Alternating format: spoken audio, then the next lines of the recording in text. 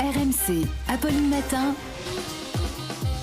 C'est tous les jours de manche. C'est tous les jours de manche. Arnaud Demanche qui nous rejoint en studio pour, attention, salut Arnaud, assaisonner l'actualité. Bonjour à tous. Dites donc, Patrick Pouyanné, il est remonté. Hein. Il a réagi, parce qu'au 32-16, on s'est un petit peu moqué de lui tout à l'heure à 7h20, parce qu'il expliquait qu'il ne s'était pas augmenté, qu'il avait toujours gagné 6 millions par an, seulement l'an dernier 4 millions, et donc il vous a entendu rire, et il est blessé. Je vous ai entendu vous moquer de moi. Eh ben c'est méchant. Vous n'êtes pas seulement pauvre financièrement, vous êtes aussi pauvre de cœur. Vous chialiez pour 5 euros d'APL, mais moi j'ai perdu 2 millions en 2020, d'accord ? Vous savez combien ça coûte un plein de jet par les temps qui courent ? Vous avez vu le prix des carburants ? Alors ok, moi je gagne 500 fois le SMIC, mais je suis 1000 fois meilleur qu'un smicard, donc en fait c'est pas cher payé. Moi je suis payé pour flinguer la planète. Vous avez vu dans quel état elle est ? Qui peut dire que j'ai fait du mauvais travail ? Donc je l'ai pas volé mon salaire, le pauvre. Ouais. Il est blessé, on a été méchant. Est-ce qu'on peut apporter des mouchoirs pour Emmanuel Le Chypre qui est particulièrement touché ? Tiens, puisqu'on parle d'argent et de gros sous, Arnaud, Oui. aujourd'hui le gouvernement devrait utiliser le 49.3 pour faire passer son budget à l'Assemblée. Oui, donc passage en force, c'est génial ce système. Hein. Tu décides tout seul et personne ne peut rien te dire. Ce serait incroyable, le 49.3 dans la vraie vie. Manu, votre banque vous refuse un prêt, vous dites 49.3.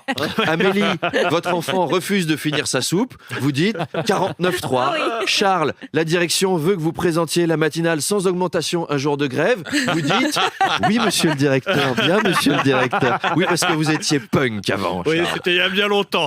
Bon, une bonne nouvelle, Arnaud, sur le plan écologique, le Parlement européen a adopté un texte pour forcer tous les fabricants de téléphones à utiliser un chargeur universel d'ici 2024. Oui, le chargeur universel, qu'on appelle également le charlemanien, puisqu'il peut se brancher absolument partout, Oui. va être obligatoire. Alors c'est fini. Votre réputation est faite dans toute la Je France. vois hein, que malheureux. oui, Amélie semble confirmer. Donc c'est fini le tiroir qu'on a tous chez nous avec 45 chargeurs entremêlés. Vous l'avez celui-là. Oui. Hein, tu sais, tu cherches un chargeur, tu es face à une espèce de plat de spaghettis, tu tires sur un fil, il y en a 15 qui vont avec, une boule de nœud, tu passes 20 minutes à défaire des fils avant de t'apercevoir que merde, c'est pas le bon. Moi j'en ai plein, je sais pas à quoi ils servent. À recharger un appareil photo numérique que j'avais en 2004 ou le truc du magnétoscope avec les 3 couleurs. Il nous le reste tous, on a tous des prises Péritel à la maison. Bon ben voilà, l'atelier détricotage, c'est fini. C'est dommage, juste que, parce que peu importe le câble, de toute façon en 2024, on n'aura pas l'électricité pour recharger le portable. Ou alors il faudra le charger au gaz, c'est le seul truc qu'on a, les cuves sont pleines. Donc, mais bon, ce sera pas pratique, il faudra se trimballer avec une bonbonne butte à gaz de 50 kilos, des tuyaux en plastique, des câbles, enfin au moins ce sera universel. Allez, on passe au nouveau mot du Larousse. On peut désormais, selon le dictionnaire, désigner sa petite amie comme étant sa go. Dans les nouveaux mots, on va aussi trouver baptou, wokisme, la gênance ou encore le verbe chiller. Oui, eh ben dites donc, les académiciens, c'est plus que c'était. Hein. Avant, ça faisait la définition de paltoquet ou antépénultième. Là, on en est à chillax les bananax. L'ego, franchement, je trouve ça marrant que ça rentre dans le dictionnaire. D'ailleurs, j'en parlais avec Emmanuel Le Chypre en coulisses. Je lui disais, l'ego, franchement, ça t'amuse pas ? Et il m'a répondu, si, moi, je suis fan de Lego. Alors non, Lego, c'est pas ça. Et il enchaîne, Lego, j'adore. Moi, je les monte, je les démonte. J'en ai stocké dans toute la cave. J'étais gêné, vous pouvez pas imaginer.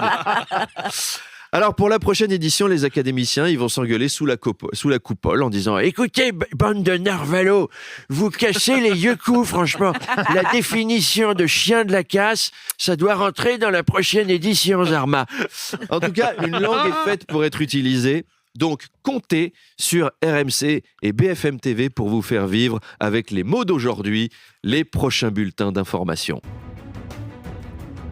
Salut les frérots, salut le sang de la veine, bienvenue sur BFM TV, première chaîne info de France. La 8e vague de Covid s'annonce carré dans l'axe. Agathe Lambray, vous êtes en direct d'un EHPAD, c'est quoi les bails ? Effectivement, Christophe, je suis sur le terre-terre, à l'EHPAD des Mimosas. L'ambiance n'est pas chillax chez les soignants, qui sont pourtant loin d'être des gros Gilfras. Le président est venu, Péperlito, avec sa go, Brigitte, toujours aussi fraîche, pour checker tout le crew médical.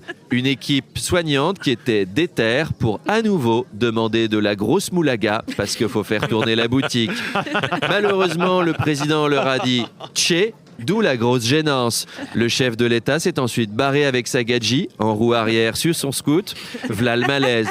À vous la team, je te rends l'antenne, ma gueule. Et ben voilà, j'ai hâte de voir. Hein. Très franchement, j'ai hâte de voir. Allez, Jean à demain. Verdy, À demain, les frères.